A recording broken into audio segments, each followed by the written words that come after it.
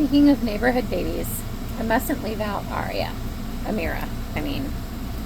Amy's youngest child was a bright-eyed crystal kid, only about 9 months old at the time, maybe. In fact, Amy had her hands full with littles, her and her sister's children. Amira was adorable, and the minute I met her, she spoke telepathically to me about her name.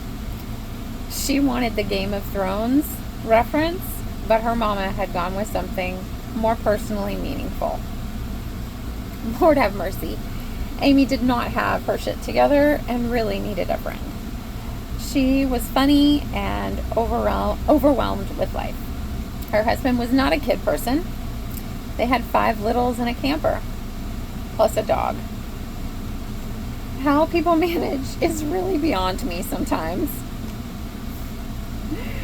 Amy had a good head on her shoulders and was on her way to making good shifts for her family.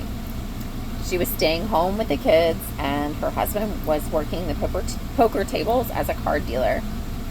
Her children are special. I could see it in their eyes. They had all seen way too much, but somehow still had magic in their smiles. That was Amy. That was a mom who figured shit out as she went and worked hard. Sometimes in the wrong direction, but still with a very clear why. Her heart good. The lessons she learned and the trials they endured together would break many. And yet, she still would show up with a smile and a new pair of hand-me-down shoes or a fun new toy from the dollar store. Always cooking something and setting out smoking on the steps. She was smaller than me and shorter by a few inches. Women really are amazing creatures. She was strong and determined, slightly misdirected at times, but always lovable, resilient and kind.